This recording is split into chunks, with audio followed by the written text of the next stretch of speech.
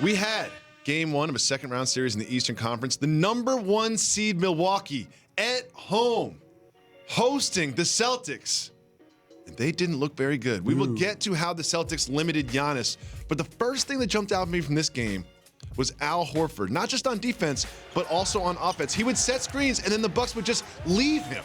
I wasn't leaving him right there. Over and over. Watch. You're going to see this. This happened so many times where they would sink down and he would just be wide open. Thank you, Kyrie. So my question for you as someone who's been in the locker room, is this a strategy where they're saying we're not going to let Kyrie beat us? Yes, 100%. Look, Al Horford's knocking down threes now. We know he's more than capable of knocking that down. That's what he does. That's why he's a great complement to Kyrie. That's why he's a great, complementary player to everyone. But you know what you're not doing? You're not throwing the ball to Al Horford to go get a shot on the block.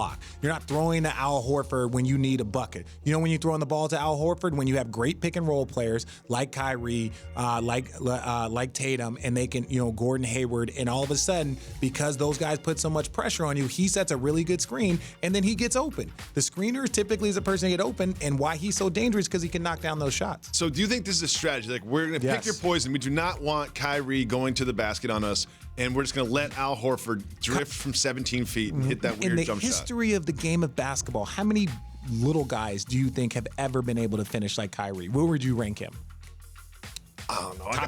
Top three? I mean, easily, yeah. I'm trying to think like Isaiah Thomas or Tiny Archibald or whatever. Tony Parker and the ability. Sure. We don't want them to beat us. So if it's between Kyrie, the all-world, Rookie of the Year, all these other awards that this man has, and it's Al Horford shooting jumpers, and that's what you're going to live with. And the reason why they're so good and why they underachieved quite a bit this year is because that is a very good weapon if that's what you're going to use to try and beat you. Well, Al Horford did a lot on the defensive end, too, against a gentleman by the name of Giannis Antetokounmpo. Giannis finished 7 for 21 from the field, 4 for 15 in the paint. Yeah. He got 3. He had 3 threes in this game, too. Yeah. So he was 2 for 10 when guarded by Baines and Horford. What did the Celtics do defensively to limit Giannis? Well, they just threw a lot of bodies at him. And this is what I'll say where I think the Bucks will get better and where I disagree with Paul Pierce. It's because when you play against a Detroit team that was the worst team in the postseason, and it's unfortunate without because Blake Griffin, that was a really, really tough team. But you play against them, there's no stress. There's anyone that can really even compete with you. There was 4 players on the Milwaukee Bucks team that probably would have been the best player on that Detroit Pistons team. So they haven't. This is their first postseason game to me, if you ask me. This is their first postseason game, and you go against and look, say what you will about Indiana, and they've overachieved, but they play hard. They're gritty and they're tough. Good defense. Kind of like the Clippers, not as talented, but.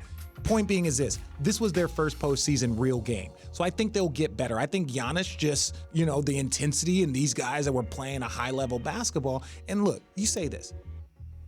If you sit down at a table and they say you don't see a sucker, then you're it, right? Look, you put Giannis, James Harden, Kevin Durant, LeBron James, and Kawhi Leonard all at a table.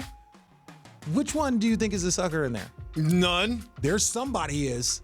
Somebody is. One guy is going to sit there and play cards, the game of basketball. One of those guys is a sucker. Who are you picking? You going to pick Kawhi? No. You going to pick James Harden? No. You going to pick Bron? Probably Giannis. That's where we're headed. That's where we're headed. Go. That's where we're headed. But that's elite company. No, but that is. But he's trying. He's about to win the MVP. He's trying to win a championship and get to the finals. So you're saying of all of those guys that are probably left in the postseason, including Steph, you're going to say that Giannis is probably the weaker of all of those guys. So are we really surprised with this performance? He will get better. We're not saying that he's not going to continue to improve. The guy is 15 years old.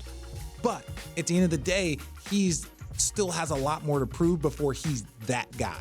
And he needs to change his game a little bit. And if he calls you right now, says, RJ, I saw you on Jalen Jacoby, brilliant basketball mind. He does this often. What should I do between game 1 and game 2? How should I adjust? I think do everything that you've always done this year and everything in that game. But understand, this is not the Detroit Pistons, which he knows. This is a very good team. So if you think that you're going hard, you need to go harder. If you think that you're jumping high, go even harder because you know this. How you play in the first round, how you play in the second round, it's not the same as how you play in the NBA Finals. It's not. Yeah. There's more on stake. You're running hard. You're going to exhaustion. So you just got to continue to raise your level. And this is his first time winning a postseason, series. So for him to get there the next year, it's like every round becomes exponentially harder. And so I would say do everything that you're doing, but do it harder. So the Celtics just so much drama this regular season. Yeah. It seemed like they were on the rundown every single day, and it wasn't always a good thing. No. They've now gotten into the playoffs, and they've won 5 straight games. Yeah. Like, have they figured it out? I think they have, but I need to see some adversity. Great teams, like when you want to accomplish that goal, you have to go through adversity.